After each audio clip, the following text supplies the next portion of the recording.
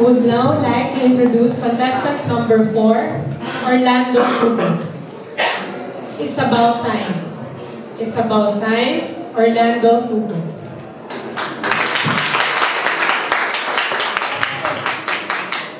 In 6 to 7 minutes, this speech will be over. To some, it will be fast. To others, it will be slow. Fellow Toastmasters, timers, let's talk about time. Because I believe in this room, there are only 2 types of people.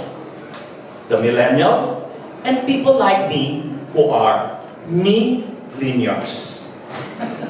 Now, I'd like to tell you how I got it, and I'd like also to tell you how to avoid it. You know, this is how I do it. The magazine I read, Time. The watch I use, Timex. And I always look at the timer. I was programmed to do things fast. I write fast, I move fast. Fresh from college, I worked as a banker. Up at 5, office at 8, home by 10, dinner, sleep.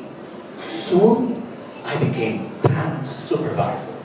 Up at 5, office at 8, home by 10, dinner, sleep.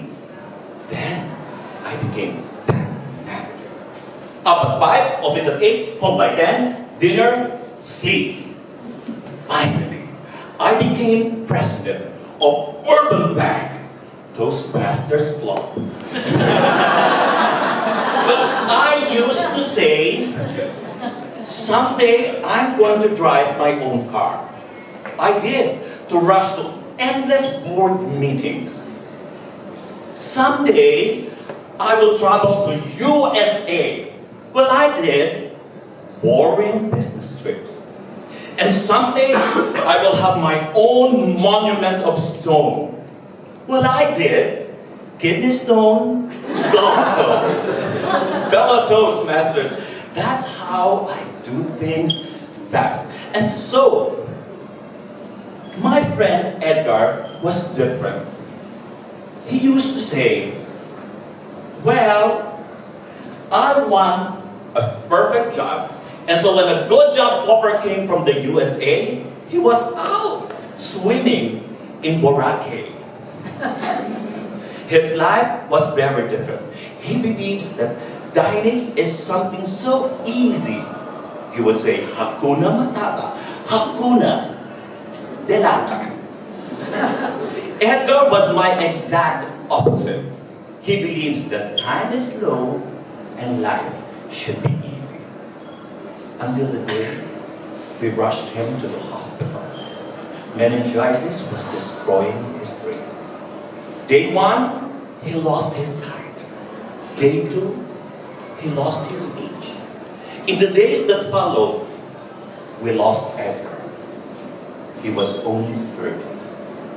In his room, we found books, piles of books he thought he would read for his MBA. Someday. In his closet, we found, wow, signature shirts he thought he would wear to his dream job someday. We also found a photograph, a beautiful house and lot. He thought he would buy someday. His somedays never came. And so from this life of Edgar, he taught me that I had to change. And my choices became very clear. And so one day, I had to attend a very important meeting, but also on the same day, I had to be at very important graduation. Meeting, graduation, meeting, graduation. I rushed to the car, and I don't know how many red lights I went through. When I got there, I heard this old familiar song. Tan, ta-na-na-nan, ta-nan, ta-na-nan, ta-nan. Papa, you made it to my graduation! When Mother Big handed me her diploma, I was the proudest single parent alive. She's the baby I adopted some 16 years ago. And that moment, I felt good. and I knew I was savoring every moment of it.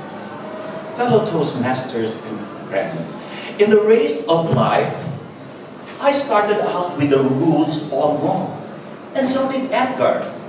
The fastest guy doesn't necessarily win the race, and the slowest doesn't necessarily lose it either. Because time never stands still. It moves just enough to hold it in our hands. It is us for you to use wisely and live a life of balance, with time for work and time for family, time for others and time for ourselves. And that way, and it's the only way for us to finish the race and become a winner. So fellow Toastmasters and friends, remember, whether you are a millennial or millennial, remember, it's only one race that we are running. And remember to run, but please run at the right pace, because it's about time. Madam Toastmaster.